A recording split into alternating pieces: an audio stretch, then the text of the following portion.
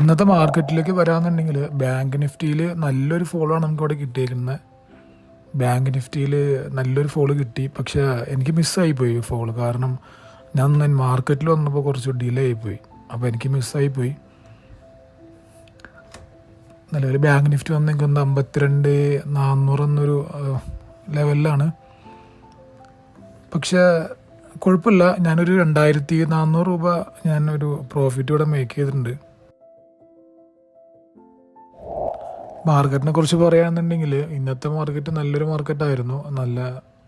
നല്ല ഫോളിംഗ് ഉള്ള മാർക്കറ്റായിരുന്നു. Puttu option hold ചെയ്തവർക്ക് ഇന്നത്തെ ദിവസം നല്ലൊരു പ്രോഫിറ്റ് മേക്ക് ചെയ്യാൻ കഴിഞ്ഞിട്ടുണ്ട്. പക്ഷെ ഞാൻ എപ്പോഴും ചെയ്യുന്ന പോലെ തന്നെ അധികം പോയിൻ്റൊന്നും ഞാൻ ഫോക്കസ് ചെയ്യില്ല. മാക്സിമം 10 പോയിൻ്റ് 15 പോയിൻ്റ്, പിന്നെ എൻ്റെ ക്യാപിറ്റലിൽ ഒരു 2-3% മാക്സിമം ഞാൻ പ്രോഫിറ്റ് എടുക്കാറുള്ളൂ. അതേപോലെ നല്ല കൺഫർമേഷൻ, ഇതിപ്പോൾ കാണുമ്പോൾ നല്ല കൺഫർമേഷൻ ഇങ്ങനെ തോന്നും, പക്ഷെ നമുക്ക് ഒട്ടും ഉറപ്പുണ്ടാവില്ല. ചിലപ്പോൾ നെക്സ്റ്റ് ക്യാനിൽ മേളിലേക്ക് കയറാം, പിന്നെ താഴത്തേക്ക് ഇറങ്ങാം, പിന്നെ കുറച്ച് നേരം സ്ട്രഗിൾ ചെയ്യാം.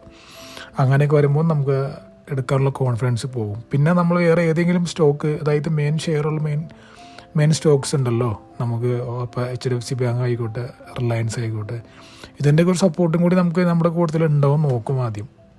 അതും എല്ലാം കൂടിയും നമുക്കൊരു അനുകൂലമായിട്ടുള്ളൊരു അവസ്ഥയിലാണെന്നുണ്ടെങ്കിൽ മാക്സിമം നമ്മൾ ട്രേഡ് എടുക്കാറുണ്ട്. അങ്ങനെ എടുത്തപ്പോൾ എനിക്ക് ബാങ്ക് നിഫ്റ്റിയിൽ കുറച്ച് പ്രോഫിറ്റും Nifty 50യിൽ കുറച്ച് പ്രോഫിറ്റും കൂടിയിട്ടാണ് എനിക്ക് ഓൾമോസ്റ്റ് ഒരു 2,400 രൂപയുടെ പ്രോഫിറ്റ് മേക്ക് ചെയ്യാൻ കഴിഞ്ഞത്.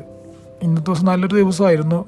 നമുക്കിങ്ങനെ ഫ്രൈഡേ ദിവസങ്ങളിൽ ഇങ്ങനത്തെ മാർക്കറ്റ് കിട്ടുക വളരെ ചുരുക്കമാണ്. മാർക്കറ്റിൻ്റെ അത്രയും മാർക്കറ്റിൻ്റെ എക്കണോമിയെ അത്ര എഫക്റ്റ് ചെയ്തേക്കുന്നതിൻ്റെ പേരിൽ മാത്രമാണ് ഇത്രയും ഫോള് വന്നത്. എന്തായാലും വലിയ വലിയ സ്റ്റോക്കുകൾ ഹോൾഡ് ചെയ്തവർക്ക് നല്ല ലോസുകൾ വരാൻ ചാൻസ് ഉള്ള ദിവസം കൂടിയായിരുന്നു ഇന്ന്. എനിവേ നമുക്ക് കുഴപ്പമില്ല, അത്യാവശ്യം നല്ലൊരു പ്രോഫിറ്റ് ഇവിടെ കിട്ടി.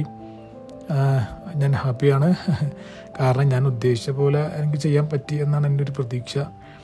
എനിവേ ഇത്രയൊക്കെയുള്ളൂ മാർക്കറ്റ്. ഞാൻ എടുത്തേക്കുന്നത് മാക്സിമം ഞാൻ വേറെ ഒന്നുമില്ല, ഞാൻ ഈ ക്യാൻഡിൽസിൻ്റെ പാറ്റേണും പിന്നെ മറ്റുള്ള സ്റ്റോക്കുകളുടെ സപ്പോർട്ടും പിന്നെ മാർക്കറ്റിൻ്റെ നിലവിലത്തെ അവസ്ഥയും എല്ലാം വച്ചിട്ടാണ് ഇന്ന് ട്രേഡ് എടുത്തത്. പ്രത്യേകിച്ച് സ്ട്രാറ്റജിയും കാര്യങ്ങളൊന്നും ഇതിൻ്റെ അകത്തില്ല, നമ്മുടെ എക്സ്പീരിയൻസ് മാത്രമേ ഉള്ളൂ എനിക്ക് ഇതിൻ്റെ അകത്ത് പറയാനുള്ളത്. നമ്മളതേപോലെ കുറച്ച് കഴിയുമ്പോൾ, ഇപ്പോൾ ബിഗിനേഴ്സാണ് ഈ വീഡിയോ കാണുന്നുണ്ടെങ്കിൽ കുറച്ച് കഴിയുമ്പോൾ നമുക്ക് ഏകദേശം മാർക്കറ്റിനെ കുറിച്ചുള്ള കാര്യങ്ങൾ അറിയാൻ സാധിക്കും. ഇപ്പോൾ ഇവിടെ വന്നേക്കുന്ന റിലയൻസ് ആണെങ്കിൽ തന്നെയും നമുക്ക് കണ്ടാൽ അറിയാൻ പറ്റും, നല്ലൊരു ഫോളാണ്. പിന്നെ HDFC ബാങ്ക്, റിലയൻസും HDFC ബാങ്കൊക്കെയാണ് നമുക്ക് കൂടുതലായിട്ട് നമ്മുടെ ഇൻഡെക്സിനെ സപ്പോർട്ട് ചെയ്യുന്നത് 50%.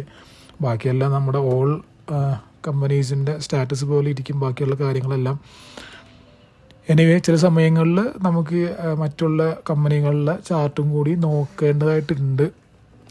അത് ചില സമയങ്ങളിലാണ് നമുക്ക് അനുകൂലമായിട്ട് വരുള്ളൂ. ബാക്കി എല്ലാ സമയങ്ങളിലും നിലവിലെ മാർക്കറ്റ് എങ്ങനെയാണെന്ന് നമ്മൾ ന്യൂസിലൂടെയും ബാക്കിയുള്ള കാര്യങ്ങളിലൂടെയും അറിയാൻ ശ്രമിക്കുക, അറിഞ്ഞിട്ട് അതേപോലെ ചെയ്യുക. അപ്പോൾ ഇത്രയൊക്കെയുള്ളൂ ഈ വീഡിയോയിൽ പറയാനുള്ളത്. ബാക്കി നെക്സ്റ്റ് വീഡിയോയിൽ കാണാം. അപ്പോൾ ബൈ.